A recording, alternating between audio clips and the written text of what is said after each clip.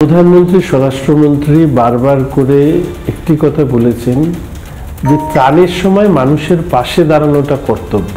আর সেই জায়গায় দাঁড়িয়ে ব্লাড ডোনেশন ক্যাম্প ভণ্ডুল করে দেওয়া তৃণমূল, লাইব্রেরির বই পোড়ানো তৃণমূল, তারা যে রিলিফেও এই ধরনের কাজ করতে পারে, এইটা পশ্চিমবঙ্গবাসীর কাছে একটু আশ্চর্যের বই কি, বিশেষ করে উত্তরবঙ্গের ক্ষেত্রে। এই মুহূর্তে আমরা চাইব যে পশ্চিমবঙ্গে আইনের শাসন প্রতিষ্ঠা করার জন্য কেন্দ্রের সরকারের যা যা করা দরকার সেটা করতে হবে।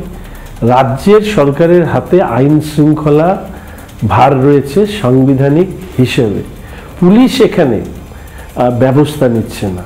ফলে এর পরবর্তী পর্যায়ে কি হওয়া উচিত সেটা নিশ্চিতভাবে কেন্দ্রের সরকারের তরফ থেকে ভাবা উচিত।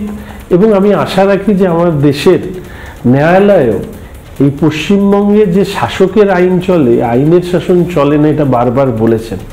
ফলে ন্যায়ালয়েও অনেক ক্ষেত্রে নিজস্ব তাদের অবজারভেশন, নিজস্ব তাদের নির্দেশ তারা দেয়।